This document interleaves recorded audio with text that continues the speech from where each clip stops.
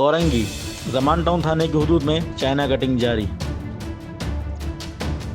जिस प्लाट की lease file मौजूद है उसको मकान बनाने की इजाज़त नहीं, मगर दूसरी तरफ गैर कानूनी मकानों की तामीरात जारी हो सारी है। कौरंगी जमान टाउन थाने की हदूद 100 क्वार्टर रोड पर सरेआम चाइना कटिंग जारी। थाना जमान टाउन की आंखें बंद, पैसे दो, जो करना है करो। इलाका मकीनों का एसएसपी कौरंगी से नोटिस लेने की अपील। कैमरामैन शाहनवाज के साथ कीव न्यूज़ कराची।